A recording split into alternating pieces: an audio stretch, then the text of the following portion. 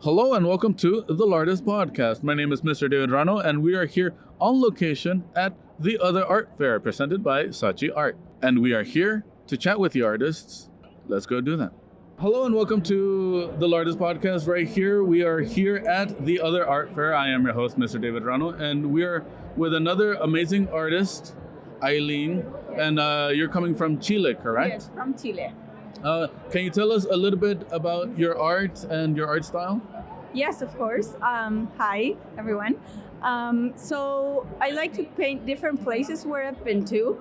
I love traveling around, showing my work around different art fairs, different exhibitions. So wherever I go, I also try to get new inspiration for my work.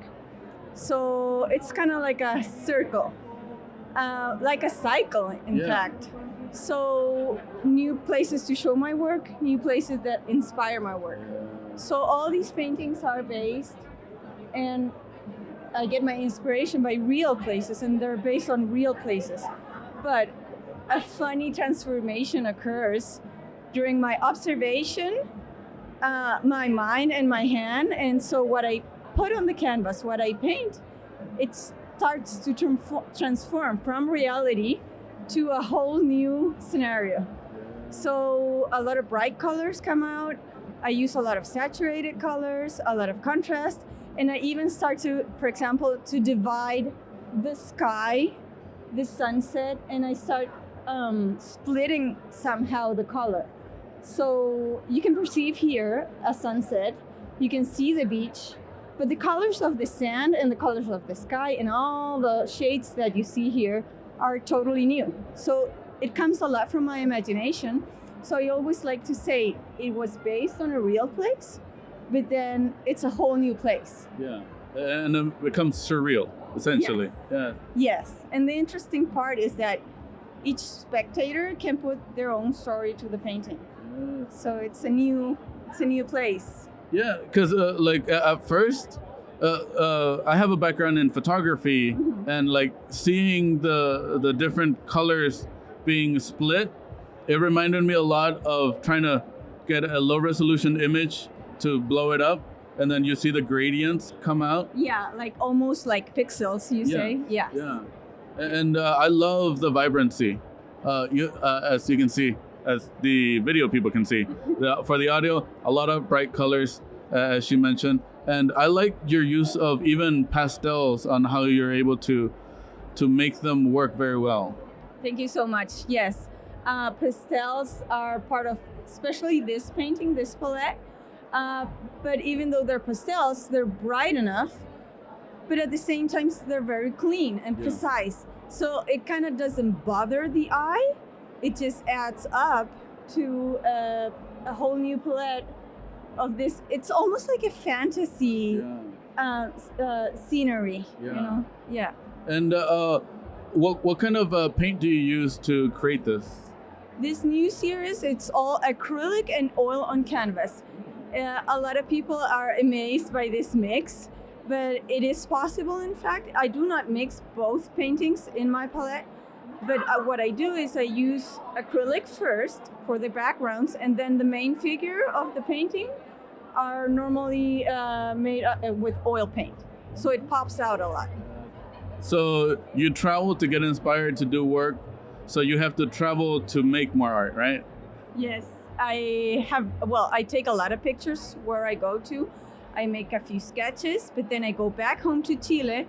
I go to my studio and I produce more art to come back to the States or even other countries to show my work. What other countries have you visited besides to get inspiration, but also to show your work? Okay, so a few years ago, I was in Italy. I showed my art at the Florence Biennial de Florencia.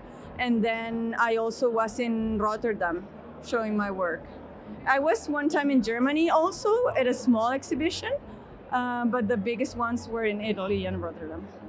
That's amazing. It's always fun to see like new work from different countries, and because we're here in LA, and sometimes we see more of a culture aspect of it's LA art, but it's always fun to see like Chile art that is inspired by another country that you visited. And another question, more of a fun one. Your art, what kind of food would pair very well to enjoy looking at your art, would you say? Well, I think by the palette that I use, it kind of makes us feel like sweet, maybe a sweet feeling. So I would say even maybe a piece of cake, something sweet, cotton candy or cake. It could be a matching food for these kind of paintings. A very colorful layer cake, right? Yes, yes, exactly. Thank you so much for joining us. And then for a final question that we've always asked our artists is, what advice have you received that you would like to pass on to others? Okay, so a very important advice I received is when I was 18 and I didn't know what to study or which career to make. My mom told me the best advice I've ever received is study whatever you want, just try to be the best. Although I have to say, I do not believe I'm the best at this, but to aim to be the best, or at least the best that you can do, is the best advice I could give to anyone else also in any profession. I like that. Yes. Be the best. If you can't be the best, continue trying to be the best. Exactly. I like that. Thank you so much for joining us. No, thank you. And we'll put all the links in the description so you can see her work and where she's going next, because her art is amazing. Thank you so much. Thank you. Thank you guys. Yes. You have been listening to the LAArtist Podcast. Feel free to like, follow, and subscribe so you don't miss the latest episode.